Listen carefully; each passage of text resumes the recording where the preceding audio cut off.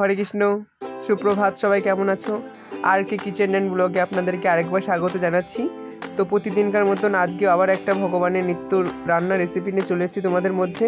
তো আজকে বেশি কিছু না, আজকে সয়াবিন আলুর রসা করবো সিম্পলভাবে। আপনারা এভাবে রান্না করতে দেখতে পারেন, খুবই সুস্বাদু হবে। যে কোনো নিরামিষ দিনে এইভাবে রান্না করলে রান্নাটা নিমিশেই শেষ হয়ে যাবে। তো তার জন্য প্রথমে আলুটা আর সয়াবিনটা বানিয়ে নিয়ে ওটাকে সিদ্ধ বসে দিয়েছি। আর এদিকে কিছুটা পোস্ত, কিছুটা আদা, টমেটো, কাঁচা লঙ্কা একটু পেস্ট করে নিচ্ছি। নিয়ে দেখো সয়াবিন আলুগুলো সিদ্ধ হয়ে গেছে, তো সেইগুলোকে ঝরিয়ে নিয়ে সুন্দর করে কড়াইটা গরম করে তেল দিয়ে সয়াবিনটা ভেজে নিচ্ছি। এক একে সয়াবিনটাকে সুন্দর করে লাল লাল করে ভাজতে হবে, যাতে সয়াবিনের যে গন্ধটা থাকে সেই গন্ধটা চলে যায়। তো তার জন্য সয়াবিনগুলো এখানে ভালো করে ভাজতে হবে। দেখো ভাজতে ভাজতে এর মধ্যে একটু লবণ দিয়ে নিচ্ছি আর একটুখানি হলুদ দিয়ে আবার নাড়াচাড়া করছি, ভালো করে এটা নাড়াচাড়া করে নিতে হবে। তো এইবার ওর মধ্যে এক একে যে বানানো আলুগুলো ছিল, সিদ্ধ আলু, এগুলো সিদ্ধ হয়ে গেছে, শুধু জাস্ট একটু তেলটা বেশি ছিল বলে ওর সাথে নাড়িয়ে নিচ্ছি। তো আবার কড়াই থেকে ওগুলো নামিয়ে কড়াইতে তেল বসিয়ে দিয়েছি। তেল বসিয়ে দেওয়ার পরে কিছুক্ষণ পরে তেলটা গরম হওয়ার পরে একটা শুকনো লঙ্কা আর কিছুটা পরিমাণে জিরে, গোটা জিরে ওর মধ্যে ফোড়ন দিয়ে দিচ্ছি। আর যে আমার যে বানানো মশলাটা ছিল ওই মশলাটার পেস্টটা ওর মধ্যে এক একে দিয়ে দিয়েছি, দিয়ে ভালো করে নাড়াচাড়া করে নিচ্ছি। ভালো করে নাড়াচাড়া করতে হবে। আর যখন মশলাটা ফুটে উঠেছে দেখো ওর মধ্যে আমি কিছুটা পরিমাণে হলুদ গুঁড়ো, কিছুটা ধনের গুঁড়ো, কিছুটা জিরের গুঁড়ো আর কিছুটা লঙ্কার গুঁড়ো একসঙ্গে মিক্স করে ওটাকে নাড়াচাড়া করতে হবে, ভালো করে মশলাটা কষাতে হবে।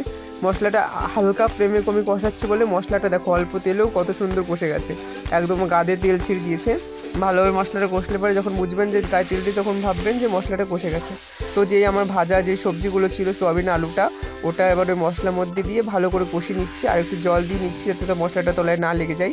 এবার একটু লঙ্কার গুঁড়ো আর পরিমাণ মতো লবণ দিয়ে ভালো করে সয়াবিনটাকে কষিয়ে নিচ্ছি। সয়াবিনটা ভালো করে কষাতে কষাতে যখন ওটা সয়াবিনের গায়ে দেখো তেল ছেড়ে দিয়েছে একটা, দেখো তেল তেলে ভাব এসে গেছে। তো এইবার ওর মধ্যে দিয়ে দেবো আমরা পরিমাণ মতো জল দিয়ে কিছুক্ষণ ঢাকা দিয়ে রাখতে হবে। তো ঢাকা দেওয়ার পরে দেখো আমার রসা প্রায় হয়ে গেছে। এবারে দিয়ে দিচ্ছি ওর মধ্যে আমরা স্বাদ মতো পরিমাণ মতো গরম মশলা দিয়ে কিছুটা ধনে পাতা দিয়ে আমাদের তরকারিটা রেডি। তো এটা আমরা রেখে দিচ্ছি নামিয়ে। তো এই দেখো আমার লাস্ট তরকারিটা এরকম হয়েছে। তো এইবার আমি যে বেগুনগুলো ছিল না, ওই বেগুনগুলো বানিয়ে নিয়েছি। তো এক একের মধ্যে হলুদ লবণ মাখিয়ে নিচ্ছি। হলুদ লবণ মাখিয়ে কিছুক্ষণ রাখা দিলে না তেলটা বেশি টানে না, আমি আগেও বলেছি তোমাদেরকে। তো এই দেখো কড়াইতে আবার আমি তেল বসিয়ে দিয়েছি। কড়াইতে তেল দিয়ে তেলটা গরম হওয়ার পরে যে বানিয়ে রাখা যে বেগুনগুলো ছিল এক একে সেই বেগুনগুলোর মধ্যে দিয়ে দিচ্ছি। তো বেগুনগুলো দেখো, আমার এই বেগুনগুলো সত্যি খুব ভালো লাগে, ছোটো ছোটো হয় তো বেশ খুব সুন্দর লাগে। এবার দেখো আমার রান্না প্রায় হয়ে গেছে। তো ওর মধ্যে কিছুটা কাঁচা লঙ্কা কুচি দিয়ে দিলাম। কাঁচা লঙ্কা কুচি দিলে না রান্নার স্বাদটা খুব সুন্দর লাগে।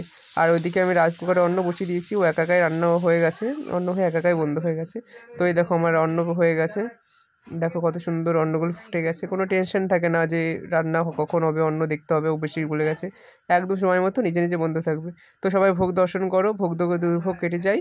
তো যাদের যাদের ভিডিওটা ভালো লাগলো অবশ্যই একটা লাইক করে আমার সঙ্গে থাকবেন। হরে কৃষ্ণ।